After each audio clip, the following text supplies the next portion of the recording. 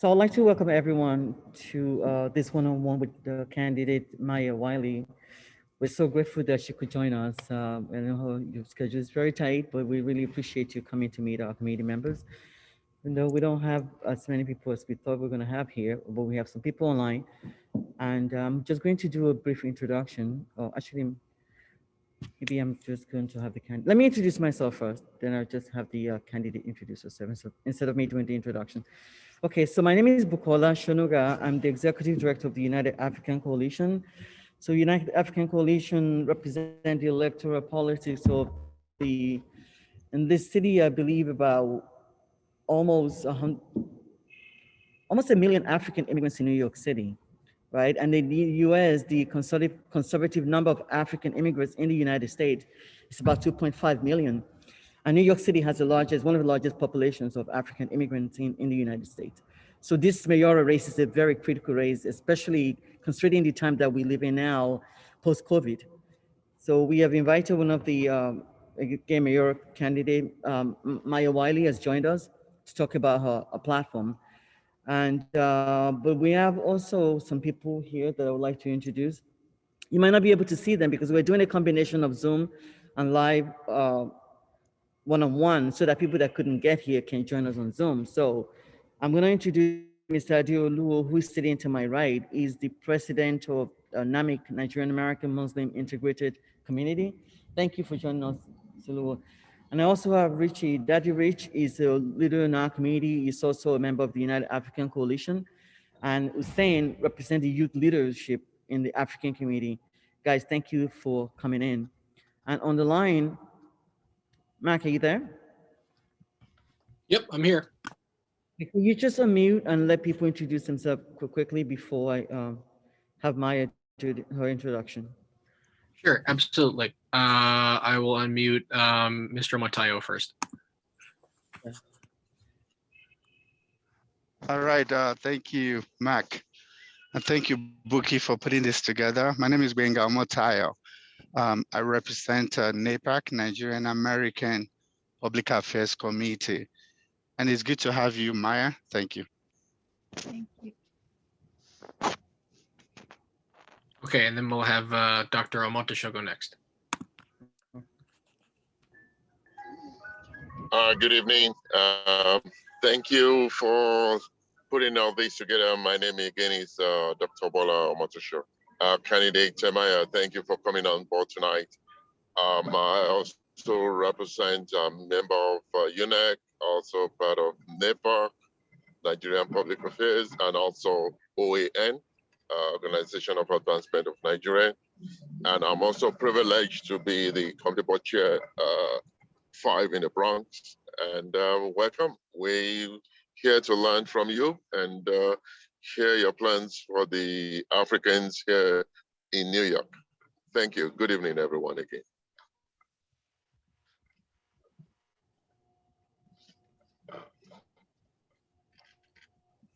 Max, is there anyone else? Nope, that's about it, except for me. Hi, everybody. This is Mac Makishima, assistant to Bukola Shonuga at the United African Coalition, and we're really glad to be here with candidate Maya Wiley. Thank you very much.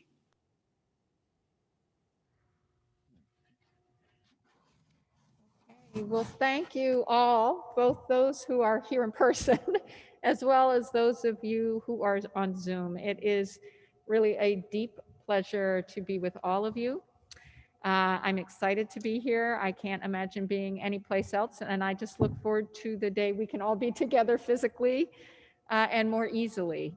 But I'm, running for mayor because I believe not just that we will recover from COVID, because we will recover from COVID. This city recovers every time there's a crisis. We recovered from 9/11. We recovered from Hurricane Sandy, the Great Recession. The question is, will we all recover? Because that's the thing we don't do.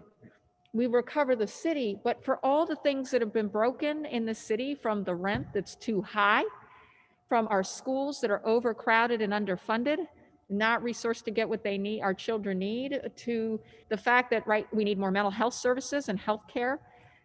to all the various things we know we need. I won't go through the whole list, but you know what they are as well as I do. This city has been one that has not worked for every last one of our people.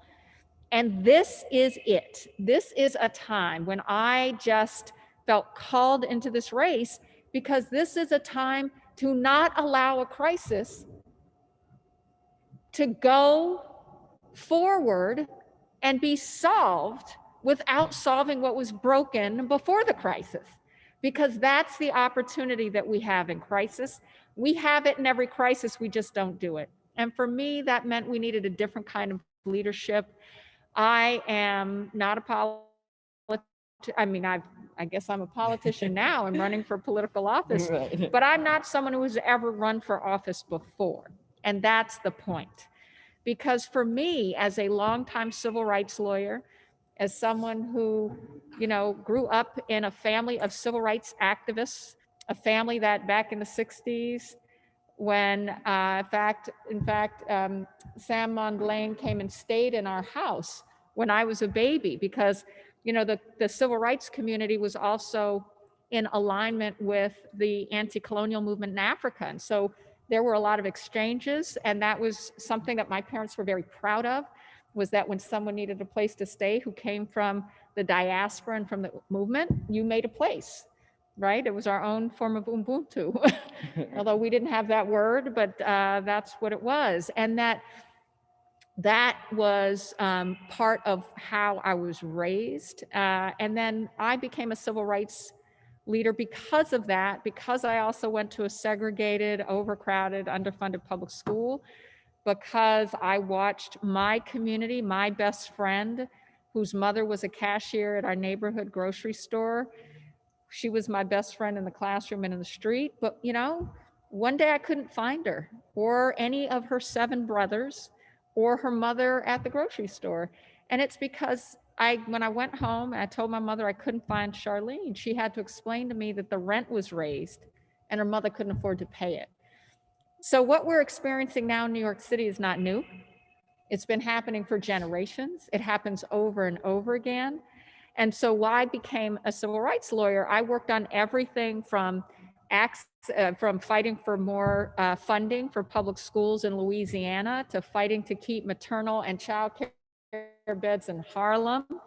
When St. Luke's Hospital was merging with Roosevelt Hospital, I went and started when 9/11 happened, right? When September 11th happened. I had been litigating, but I then went into a foundation, went to the Open Society Foundation, and worked there, but actually went to South Africa and spent almost 2 years in South Africa helping to create a criminal justice initiative post-apartheid. Now, I say all that because, and I actually wanted to go, I'll be quite honest, because I wanted the opportunity to learn how South Africa was dealing with apartheid and trying to unravel apartheid, because we've had our own form of apartheid here in the United States. I mean, we just call it structural racism, but it's the same thing, right? And so it was a really important opportunity to learn and experience. But my point was, when I came back, I wanted to stay on the policy side. I wanted to make policy interventions that would help unravel this thing that we'd been creating for generations. So when September 11th happened, and I had a baby in a bouncy seat, my oldest daughter, who's 20 now, this is exactly the proof point of what happens in a crisis. $21 billion was coming into New York City to rebuild after 9/11. But what was also happening? The Muslim community was being targeted for deportation, just for being Muslim, nothing else. At the same time, the $21 billion just cut all communities of color out of the catchment area for funds. Wall Street and Tribeca, even the Lower East Side and Chinatown weren't going to get funds. It all focused on Wall Street and Tribeca, but the entire city was hurt. Lots of folks who lost jobs were people of color, including folks who were street vendors or folks who were delivering food and having small restaurants that served lunch.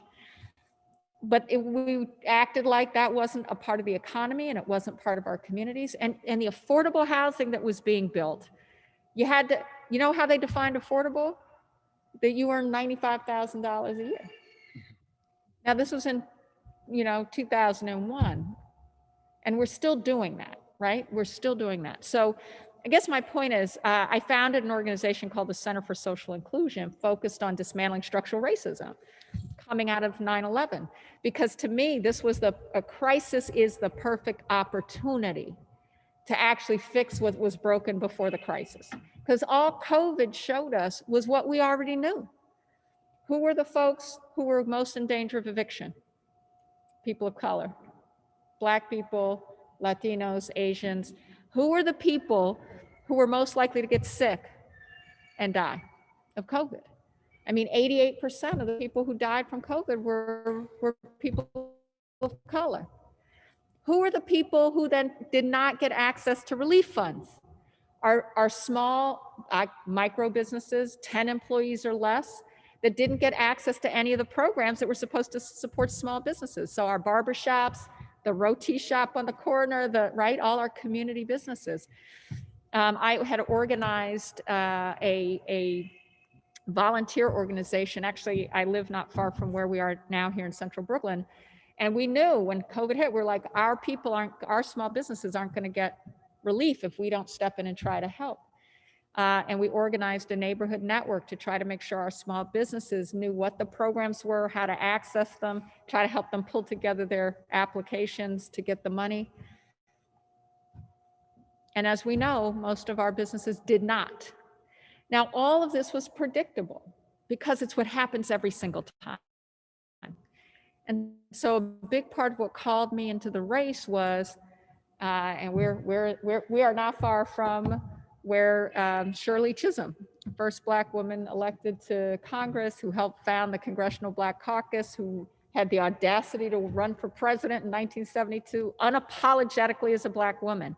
And what she said is, we can either stand on the sidelines and whimper and complain, or we can make progress by implementing ideas. And so for me, after all these years of having the great opportunity to do my life's mission, which is work on racial equality, work on making sure our communities get investments, making sure we change what's broken about society, that here was yet again another crisis. And I'm 57 years old. And I have a 20-year-old daughter and a 17-year-old daughter. And I thought, this is it. I can't stand by and watch another crisis where the city recovers, which it will. The city will recover. The question is, will we all recover, and will we recover all our communities? And for me, that is my mission. And so I felt that we weren't going to get there if we just kept having the same kind of leaders over and over again, making the same mistakes that get made every time we have a crisis and have to recover. So I'm running unapologetically as a Black woman. I'm running unapologetically as a mother. I'm running unapologetically as a civil rights lawyer and racial justice advocate. And I'm running unapologetically, being very explicit that I am going to create 100,000 new jobs in the city by spending $10 billion in our capital construction budget. And I'm going to do local targeted hiring in the communities hardest hit by coronavirus. We're going to do local targeted hiring that requires a percentage of workers be hired in northern Manhattan, in the Bronx, in central Brooklyn, in the North Shore of Staten Island, because it's our communities that have the highest unemployment rates and have suffered the most. But there's also going to be building things we need built, like more affordable housing that we can actually afford, where you can afford it if you earn $15,000, not just if you earn $150,000. And I'm not stopping there, because we also know our small businesses are 50% of our jobs in this city. We keep talking about big corporations, but small businesses are also the backbone of our economy and of our communities. So I've got a plan for small businesses, $30 million in grants to help small businesses with back debt, right? Because we know businesses can't stay open if they are burdened with so much debt that they can't pay it and still pay their bills month to month. But we're going to do more than that. We're going to unravel all the red tape that has made it difficult for our small businesses to make it. We're going to make sure there's a fee and fine holiday so that we're not nickel and diming our small businesses out of business. And we're going to do more. I'm going to create an office of open space management, because we know that vendors are also our businesses, are also our small businesses. But we do need a way to make sure we're taking vendors into account, managing our open space so that we have the places for folks to make a living. So there are many different things that we're going to do. I won't go through the, one other thing though I want to particularly point out, because our communities also have very high rates of gun violence, and we have to acknowledge that. And a big reason is we have made it easier to get a gun than a job for our young people. So I'm going to double the number of summer youth jobs in communities with high rates of gun violence. We're going to give more job opportunities. I'm also going to make sure we have trauma-informed care in our schools, because our kids are traumatized. They are, and they can't learn if we're not treating them as whole children. And when you have resources, and I watched my father die when I was 9 years old, but I was lucky because my mother had the ability to get care for my brother and I to manage our trauma. But I don't know how we would have done it without that. But we have children, young all the way up through high school and college, where we're not acknowledging their trauma. But when we don't, and we don't treat it, violence goes up and graduation rates go down. But if we give trauma-informed care, violence goes down and graduation rates go up. So we're going to invest in our whole kids so they get what they need, particularly now. But I'm not going to stop. I'm also going to hire 2,500 more teachers. That's going to give us the opportunity to have more diverse teachers, teachers that also can help with culturally responsive education for our kids. They do better when they have teachers who look like them. And we will have a more robust education system if our system recognizes all the diversity of history, of culture, of experience that our kids bring to school. Lots more that I could talk about. There's a lot on our website at mayawileyformayor.com, but I just want to acknowledge that what I love most about New York City, and the reason I knew I didn't ever want to live anywhere else, the reason my kids don't want to live anywhere else, is because everybody's here. We are a global city. Everybody, we have 800 languages spoken here. 40% of this city was born in another country, 40%. But that's part of our richness. And for me, we can't lose that. We can't be pushed out. We can't lose our diversity. So a big part of why I'm running is to make sure that we are a city that recovers every last one of us and every last one of our communities. And that's my commitment to you. And that's why I would love to have your endorsement. Thank you. Thank you. Thank you so much, Maya. So I have a question. I'm going to go to my colleagues and have them ask their questions. The American dream is no longer within reach, especially for new immigrants. What are your plans to create high-paying jobs for New Yorkers? A lot of immigrants that came here, especially the last 10, 15 years, they wind up working minimum wage jobs, and there's no end, they don't see any There's no end in ladder. sight. There's no social mobility or economic mobility. So what are your plans to create high-paying jobs for New Yorkers? Well, and so as I said, and the truth is, the American dream has been a myth for a lot of people for a long time. And it is very true for immigrants, particularly immigrants of color. So one is as I said in my New Deal New York plan, we're going to create 100,000 new jobs. 30,000 of those jobs are direct hire jobs, because they're jobs in construction, they're jobs building. Those are actually high paying jobs. Even in the apprenticeship programs, there was one study from Columbia that showed high school students graduating from New York City high schools that got into the pre-apprenticeship programs made $62,500 a year. That is substantially over minimum wage, and they're good jobs over time to have. So that's one, and when I said local targeted hiring, that's also going to include creating and expanding and utilizing those pre-apprenticeship programs so that folks, whether they're returning from prison, honestly, because we need to get those folks jobs, but also our young people who are graduating from high school, who need an opportunity. The other is another category of jobs we're creating. We want to create universal care centers. So these are centers, one of the top 3 costs of living in the city is childcare. Yes. But it's also jobs where particularly women, and I think it's African women, have had the highest amount of job loss from the care economy, right? From childcare and elder care. 88% of African women in that economy have lost jobs, 88%.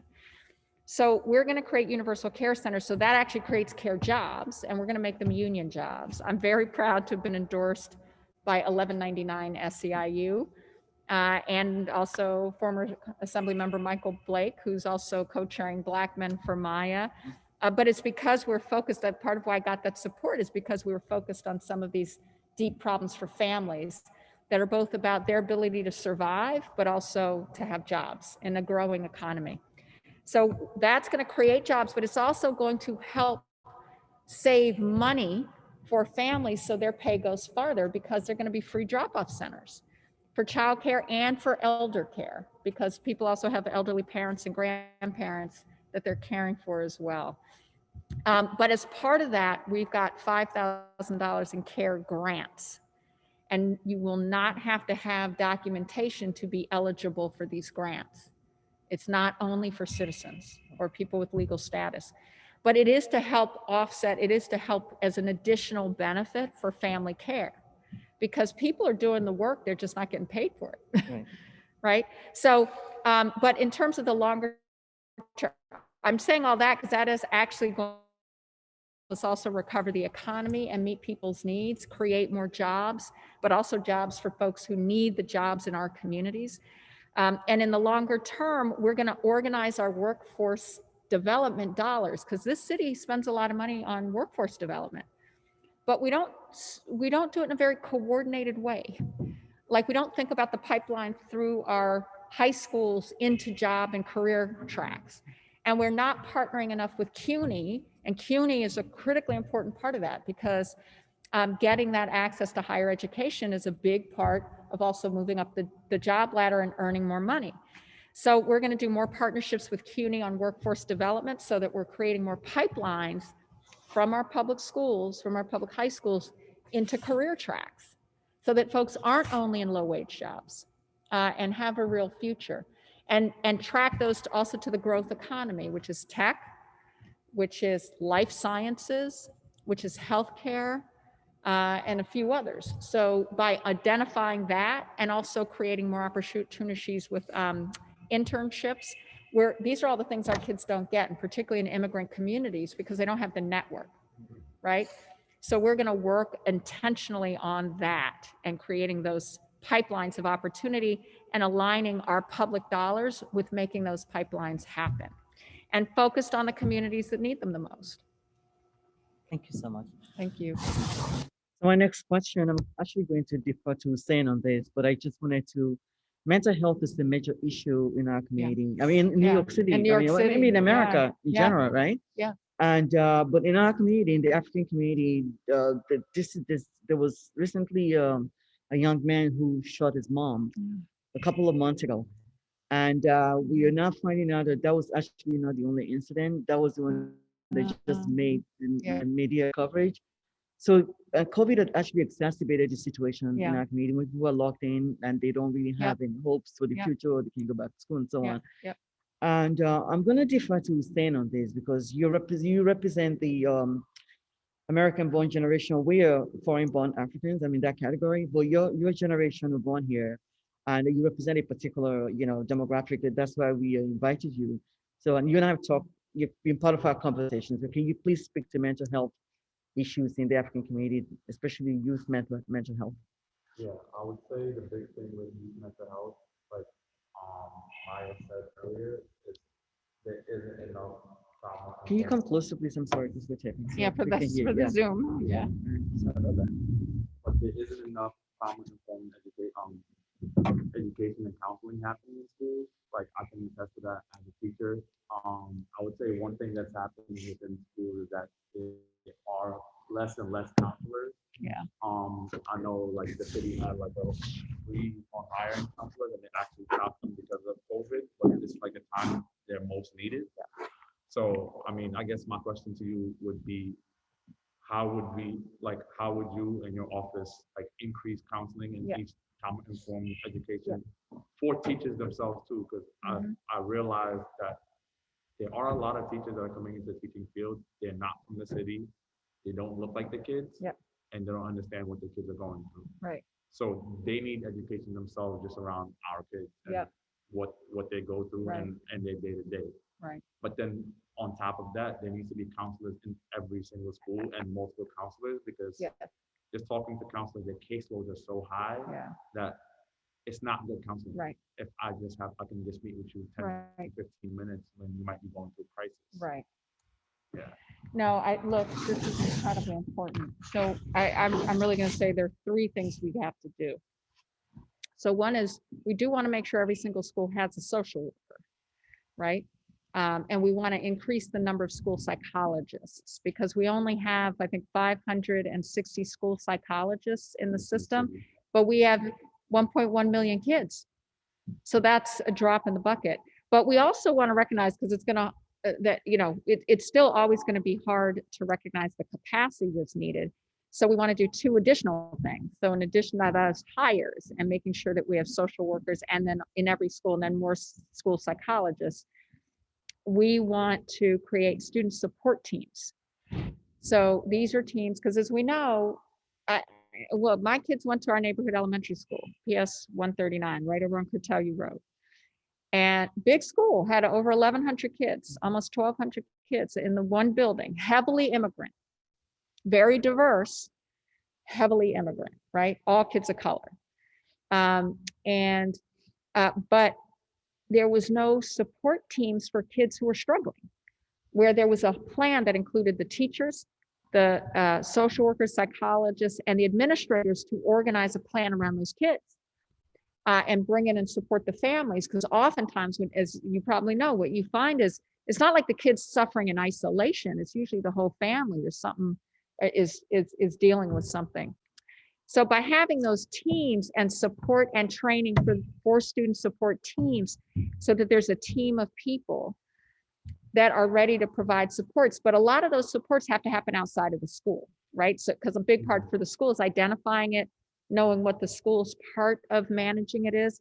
So this brings us to the third thing, right? So after creating student support teams, in addition to that, hiring, the third is the community school model, where schools have partnerships with community-based organizations and service providers, so that there's actually a way to get the wraparound services for the kids and the families.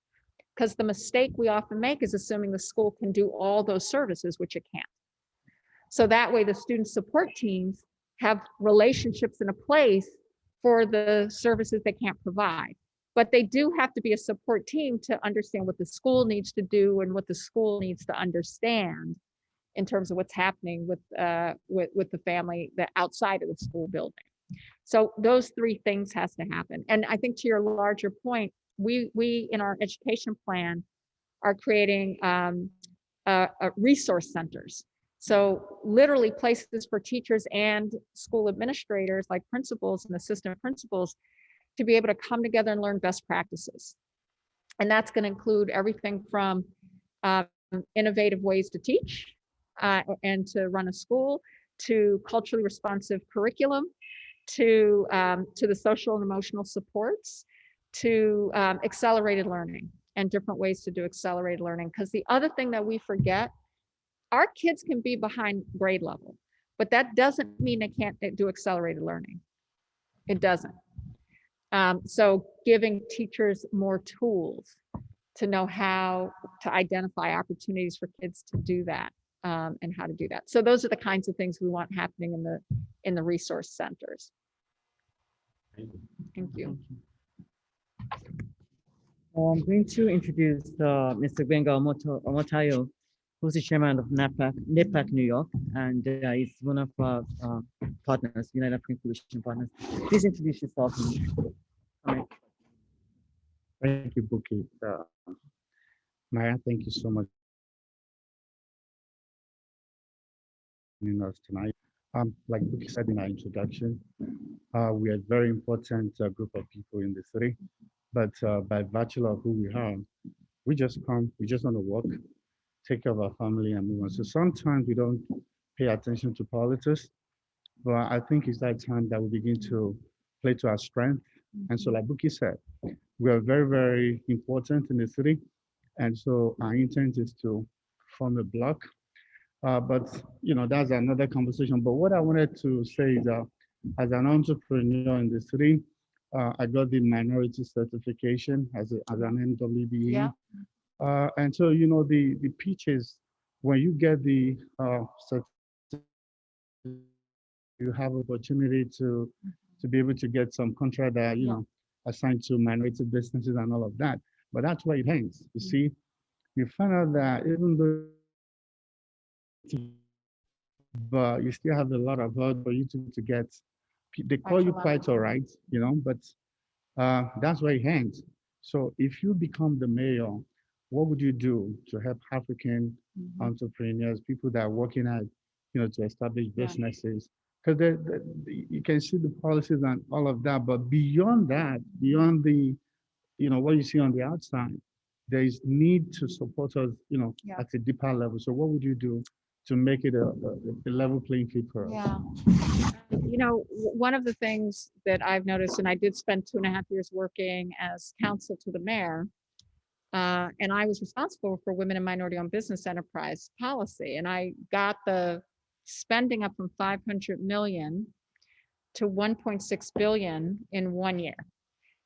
But I just did that by leaning hard on the agencies, right? With all these agencies, I was like, better, and then changing state legislation so we could do more discretionary contracts.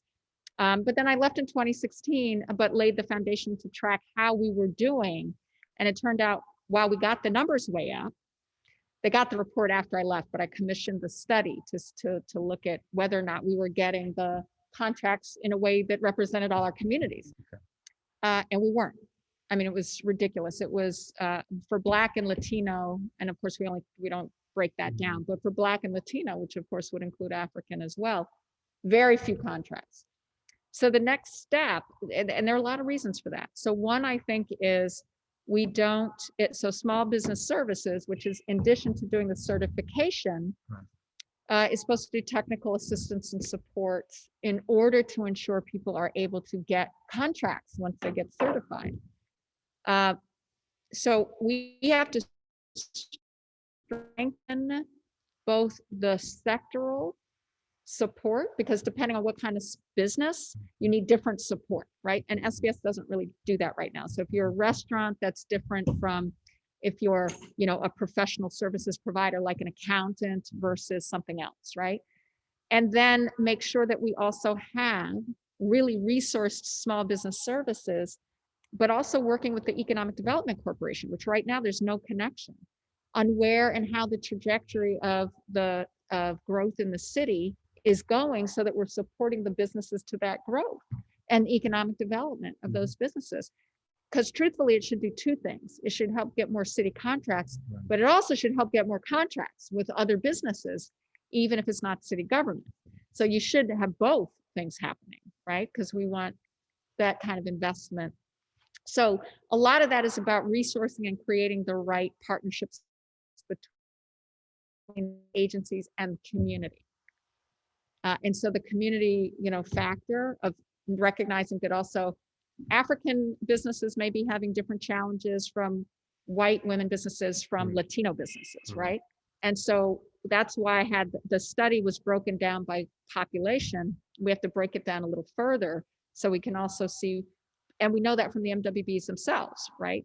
So that we're identifying where we're not doing well, and then work in partnership to figure out what kinds of supports make it happen better, including making sure we're doing the introductions between businesses and our agencies. Because sometimes it's also about who they know. And that's my point, is just by not being in a network actually it becomes a form of discrimination. It's true. And so a big part of it is being attentive to that, and then creating the network relationships. Thank you, Maya. And just briefly, how would you make the government, if you're elected mayor, more representative to have more of Africans in Yeah. your government? Because like I said, it's still the same thing. Yeah. Africans become, over time people come to our churches, they go to Yeah. our mosque. We do all that Yeah. is needed to be done, Yeah. but that's where it ends. Yeah. How do you ensure we have more visibility in Yeah. your government? There, when there, you're there, elected? that's a really important question. And there are two things in particular we have to do. So one is we have to be in partnership. I was responsible for judges, appointing judges when I worked in City Hall. So I actually reached out to all of including the Black Bar Association, to say, bring me some nominations for folks for judges so we can diversify the judges. We have to do the same thing for hiring, right? We go to the network and I would come to you and say, give me your names. Like, who is it that you want to nominate as folks who should be considered for positions in government? But the other thing, which is really important, because you often find that there's not also a pipeline into government for younger people. And it's the people who have the ability to start getting in when they're younger, who get hired in senior positions when they're older. So this is something I had talked about before I left City Hall, so I never got a chance to do it. But we have a mayoral office called the Mayor's Office of Appointments. That is the mayoral office that helps find and appoint, people for the mayor to appoint.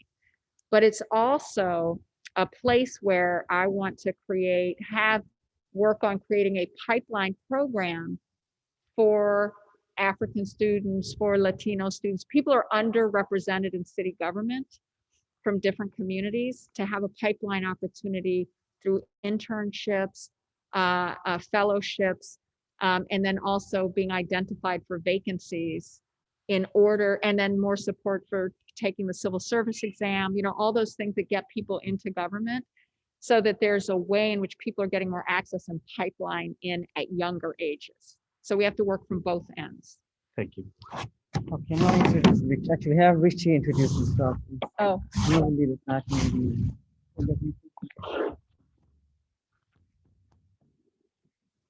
I thank you for coming and spending your busy hour and to come talk to us African. That speak volume. Again, I'm Richard Iyasere. I've been in the community here a lot. I know I've seen your website, see a whole lot of good thing you propose to do for this. I just want to be a little bit specific this time. In the Bronx, where I live, we had a incident years ago where Amadou Diallo was shot 41 times. And there was a whole lot of confusion between the government and the African community. And out of that crisis, Bronxboro President Ruben Dia created African Advisory Council that is under his office. Once you become the mayor, will you listen or try to have something, because it's always very, very difficult relating to Africans. Most people don't come out. Most people don't. We are always the one that is being treated at the bottom. But if you have a little council, little office like that, that would be like a conduit between the Africans and your office. I just want to bring it in. So if it is something you would consider or you want to do. One of the things, so as someone who's done racial justice work, the whole way that I was raised and trained by my parents is you can't make change if you are not giving voice to the people who are impacted by the problems you're trying to solve, because you think you're solving it or you think you're being helpful and you don't know what you don't know. So people who are impacted have to be part of it. So for me, that's very central.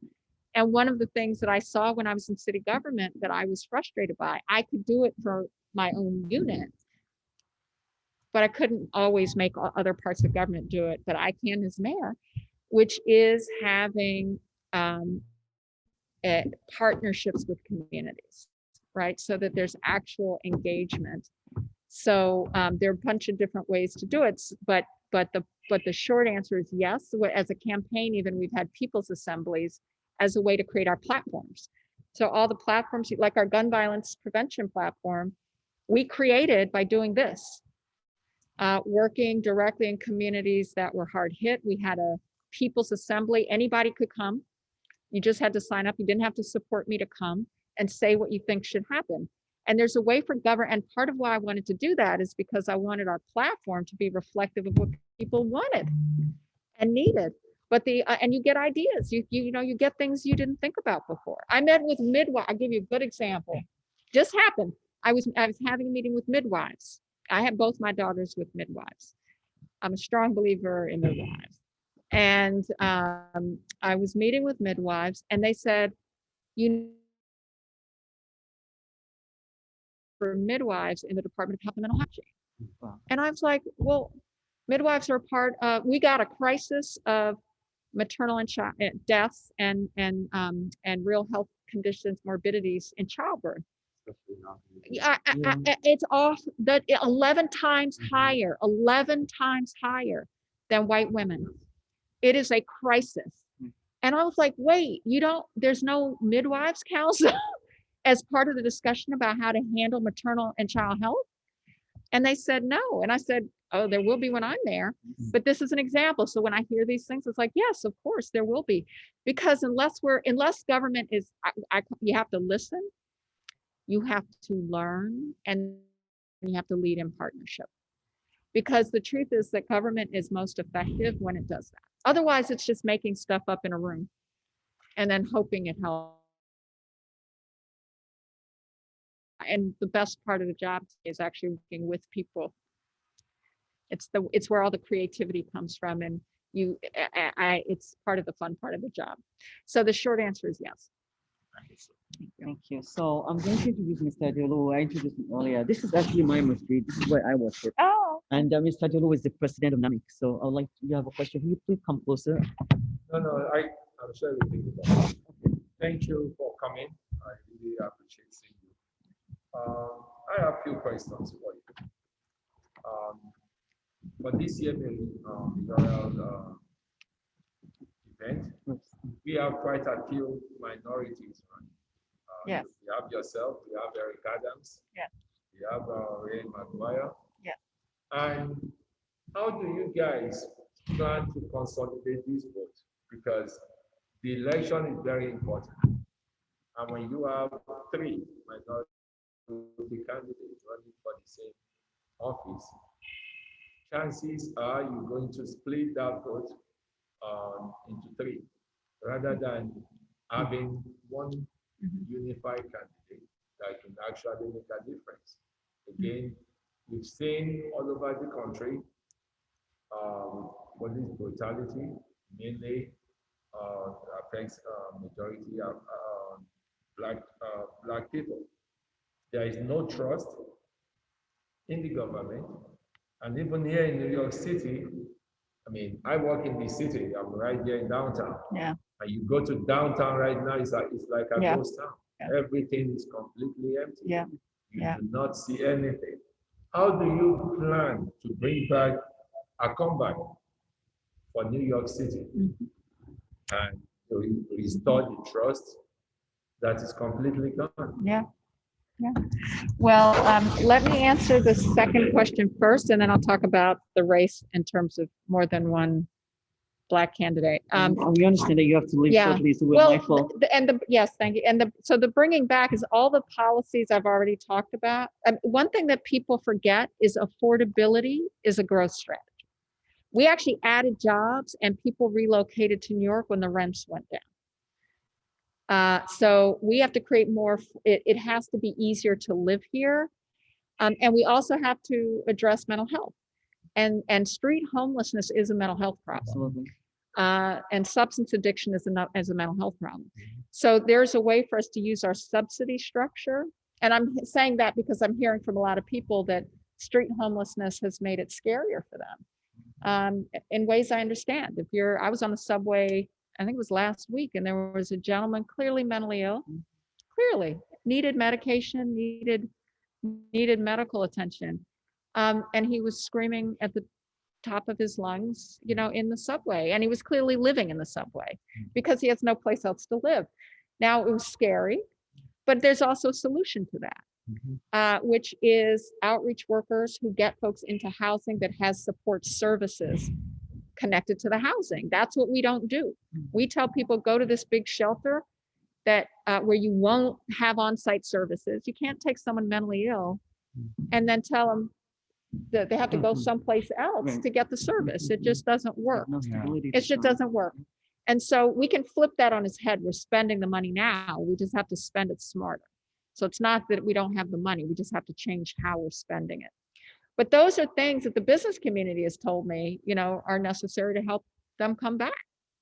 But the other things I've said stimulate the economy because it creates jobs.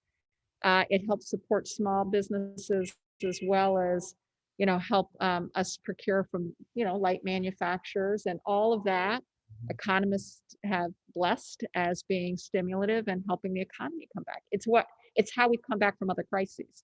But in terms of the race itself, you know, I think the thing here that folks need to remember that's very different in this race from any other in the history of the city is we have ranked choice voting.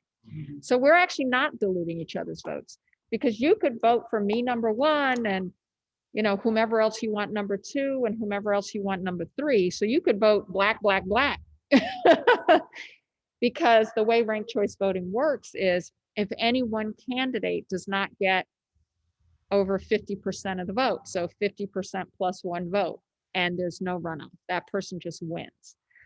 If for any reason one candidate does not get 50 plus 1% of the vote, they just throw out the candidate that had the least amount of votes. And then whoever was the number two for that candidate's number, you know, so if I put that candidate number one and that candidate gets thrown out, who's ever number two, my number two is, all that person gets that vote. So just the machine just recalculates. So if you put me number one, and I'm just making it up because we're in Brooklyn, you put Eric Adams number two, and someone else gets thrown out of the race, we all will benefit from being your number one and number two, because we just get those votes. So it's not that it's not like we're gonna, it actually gives us more opportunity to get someone elected, not less. So we see it as a benefit, as a positive thing, because it's not like you can only vote for one candidate, in which case if you have three, then you're just dividing up the vote with no chance of coalescing. But with ranked choice, you actually can. So the way to think about it is ranking 1, 2, 3, the candidates who are Black, and then put the white candidates on the bottom. Way down.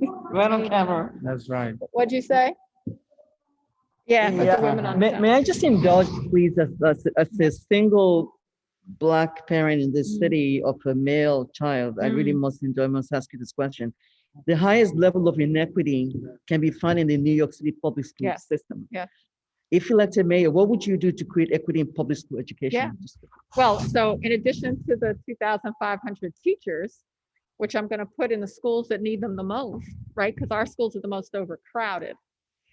So it's resources, right? We have to get more resources into the schools. We got to diversify teachers, bring down class sizes, put trauma-informed care. All this I'm going to start with in the schools that need those resources the most, and those are our schools.